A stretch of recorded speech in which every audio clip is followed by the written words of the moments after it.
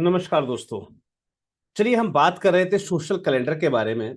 और I think so पिछली video से आपके मन में एक जो उथल पुथल थी कि भाई सोशल कैलेंडर को हम इजीली जो है चैट जीपीटी से सारे काम कर सकते हैं, वो शायद जो भ्रम है वो काफी हद तक धुल गया होगा। एक्चुअल में चैट जीपीटी आपके लिए उस हिसाब से परफॉर्म नहीं कर पाता है जिस हिसाब से आप उसको चाहते हैं। ध्यान दीजिएगा, खासकर से अगर मैं बात करूं संस्थागत लाइन की, यानी कि हमारे एनजीओ सेक्टर की, तो इस एनजीओ के सेक्टर में आपने एक बात जरूर नोट की होगी कि जहां भी आप जाते हैं, कोई भी आप ग्रांट अप्लाई करें, कुछ भी आप जो है किसी भी वर्क को आप प्रोसेस करें, आपसे एक मैंडेटरी चीज पूछी जाती है। और वो मैंडेटरी चीज होती है आपका दर्पण आईडी, राइट। अब क्या वाकई में हमारे सोशल कैलेंडर के अंदर भी हमारे उस दर्पण का कोई रोल है, एनजीओ दर्पण का? अगर है तो कैसे? और क्या वाकई में केवल एक दर्पण का उपयोग करके हम एक शानदार सोशल कैलेंडर ड्राइव कर पाते हैं? Let us take me allow me to take you to my screen. मैं लेकर चलता हूं आपको मेरी स्क्रीन पर, जहां मैं आपसे आज बात करूंगा कि कैसे एक सोशल कैलेंडर बनाने में दर्पण पोर्टल आपकी पूरी हेल्प करता है। चलिए जी, चलते हैं एनजीओ दर्पण पोर्टल पर। आई थिंक सो हम दर्पण पोर्टल पर एंटर हो चुके हैं। लॉगिन और रजिस्टर में आपको लॉगिन कर लेना है आपकी संस्था को, राइट। अब यहां पर आप देखेंगे कि हमने अपने पोर्टल पर लॉगिन किया, और लॉगिन करने के बाद एक्चुअल में हमें जाना कहां पर होता है, कौन सा वो पार्ट है जो हमारे सोशल कैलेंडर को ड्राइव करने में हमारी हेल्प करता है। अब आप देखेंगे यहाँ पर कि माधव जन कल्याण फाउंडेशन का जो है ये आपको डैशबोर्ड दिख रहा है। आपको आना है इसके वर्किंग एरियाज। ध्यान दीजिएगा, इस वर्किंग एरियाज में एक लिस्ट होती है आपके वर्किंग एरियाज की। मैं एक काम करता हूं, जो भी मेरे सेलेक्टेड वर्किंग एरियाज हैं मैं इनको कर लेता हूं कॉपी। अब कॉपी करने के बाद नेक्स्ट कमांड मैं दूंगा अपनी चैट जीपीटी को। कैसे? सेम वही कमांड। मैं एक सॉरी मैं माधव जन कल्याण फाउंडेशन के नाम से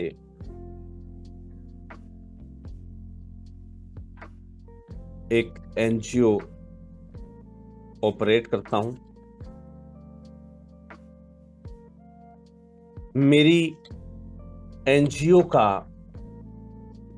वर्किंग फील्ड, ध्यान दीजिएगा, हमें दो चीजें बतानी है। एक हमारा वर्किंग एरिया, तो हम यहां पर जो है working area all over India है, या मेरा अगर मैं हरियाणा लिखूंगा तो भी कोई फर्क नहीं पड़ेगा। ठीक है जी, जैसा आपका ऑल ओवर इंडिया वर्किंग है तो ऑल ओवर इंडिया डालिए। अगर आपका जो है हरियाणा वर्किंग या पर्टिकुलर किसी स्टेट वर्किंग है तो आप वो भी डाल सकते हैं। हमारी एनजीओ डिफरेंट फील्ड्स में वर्क करती है,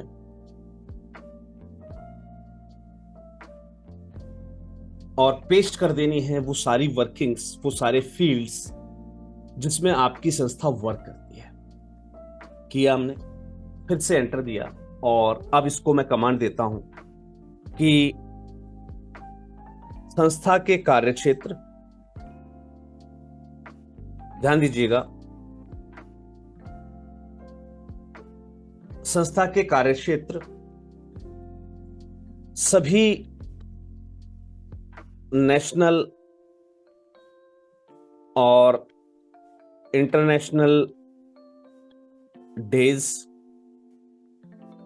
ध्यान दीजिएगा, संस्था के कार्यक्षेत्र को ध्यान में रखते हुए, है ना, सभी नेशनल और इंटरनेशनल डेज को ध्यान में रखते हुए, इंडिया के अंदर मनाए जाने वाले इंडिया के सभी प्रमुख फेस्टिवल्स,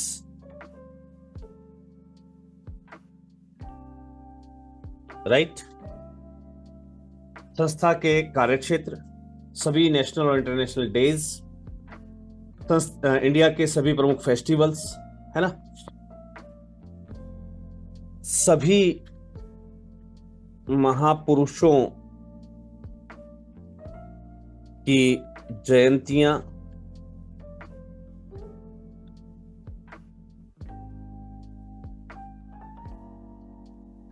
ऊपर दिए गए सभी सोशल सेक्टर्स और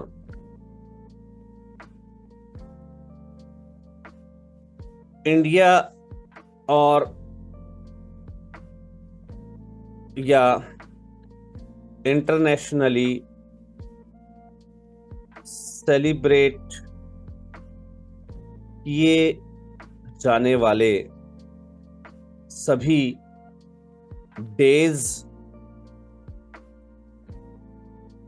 सभी स्पेशल डेज और वीक्स, लाइक जैसे कि देखिए इंडिया या इंटरनेशनली शेयर जो है सेलिब्रेट किए जाने वाले सभी स्पेशल डेज, जैसे कि आपने देखा होगा, हमें याद है कि सड़क जागरूकता सप्ताह मनाया जाता है ना, तो हम यहाँ पर लिखते हैं सड़क जागरूकता सप्ताह।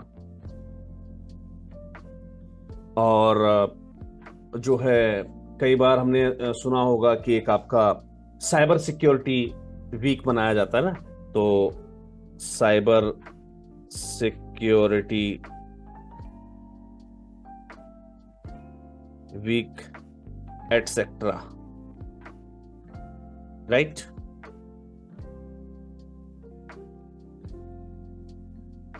संस्था के कार्यक्षेत्र,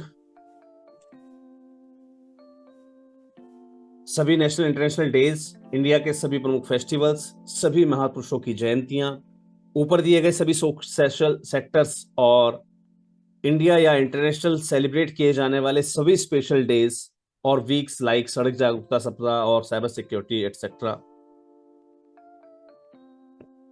को ध्यान में रखते हुए मेरी एनजीओ के लिए सोशल कैलेंडर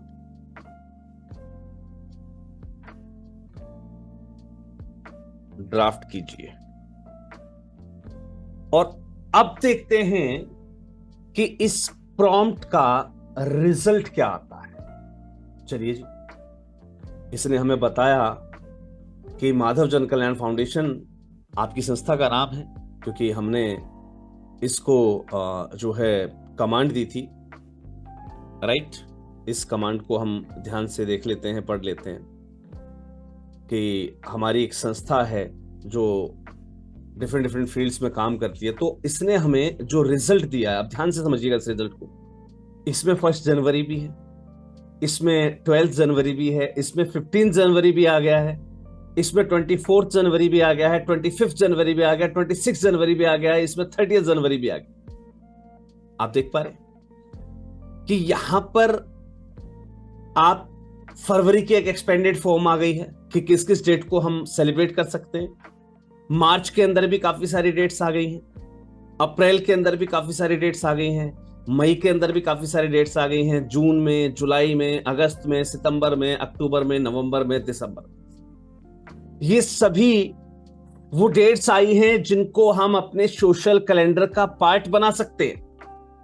और सेक्टर स्पेसिफिक वीक या डेज इसकी अगर मैं बात करता हूं तो जनवरी के अंदर रोड सेफ्टी वीक मनाया जाता है, साइबर सिक्योरिटी अवेयरनेस वीक मनाया जाता है अक्टूबर के अंदर, मार्च के अंदर वाटर कंजर्वेशन वीक मनाया जाता है, 1 से 7 सितंबर को नेशनल न्यूट्रिशन वीक मनाया जाता है, एग्रीकल्चर अवेयरनेस वीक मनाया जाता है दिसंबर के अंदर, स्पेशल ऑब्जर्वेंस एंड कैंपेन्स जैसे ट्री प्लांटेशन ड्राइव जो है जून के अंदर एनवायरमेंट डे पर आप कर सकते हैं, हेल्थ कैंप्स आप अप्रैल, जून और अक्टूबर में दे सकते हैं, रूरल डेवलपमेंट वर्कशॉप आप थ्रू आउट द ईयर चला सकते हैं, वोकेशनल ट्रेनिंग प्रोग्राम्स आप जो है क्वार्टरली प्रोग्राम्स आप दे सकते हैं, आरटीआई और लीगल अवेयरनेस के आप जो है मार्च और सितंबर के अंदर कैंप दे सकते हैं, RTI women and empowerment drive आप मार्च और अगस्त का रख सकते हैं, डिजास्टर जो है प्रिपेयर्डनेस ड्रिल्स जो हैं वो आप जून और नवंबर में कर सकते हैं।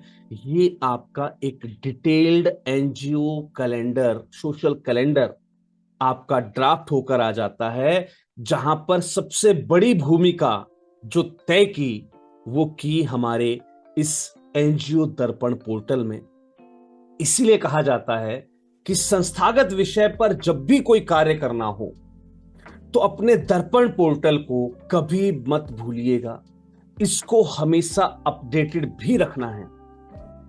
चलिए अब नेक्स्ट वीडियो में मैं आपको बताऊंगा कि कैसे ये जो सोशल कैलेंडर है जिसको अभी अभी हमने एक्सटेंडेड फॉर्म में ड्राइव करना सीखा, जहां पर हमारे पास डिफरेंट डिफरेंट डेज वर्क्स आ चुके हैं, अब इसको हमें कैसे एक्टिविटीज में पिरोना है, संजोना है, कैसे हमें अपनी through out the year activities को पहले से डिफाइन कर देना है। ध्यान दीजिएगा, हम न सिर्फ अपनी सोशल एक्टिविटीज को डिफाइन करेंगे बल्कि कैसे इनके लिए फंडिंग्स, इनसे संबंधित प्रोजेक्ट्स, इनसे संबंधित ग्रांट्स हम कैसे रिसीव करेंगे, वो सारा प्रोसेस भी हम इतनी ही आसान भाषा में समझेंगे जितनी आसान भाषा में आपने इस पर्टिकुलर सोशल कैलेंडर को ड्राइव करना सीखा through the help of chat GPT plus the main role of NGO Darpan. तो आगे हम इसमें वर्क करेंगे और अगली सीरीज में, इससे अगली वीडियो में मैं आपको समझाऊंगा, सिखाऊंगा कि कैसे अब हमें अपने सोशल कैलेंडर को ड्राइव करना है और कैसे अपनी एक्टिविटीज को उसमें डिफाइन करना है। तो चलिए मिलते हैं अगली वीडियो में और यहां पर हम अपने इस जर्नी को एक नया मुकाम देंगे और अपनी संस्था को फाइनेंशियल फ्रीडम की ओर लेकर जाएंगे। चलिए मिलते हैं अपनी अगली वीडियो में।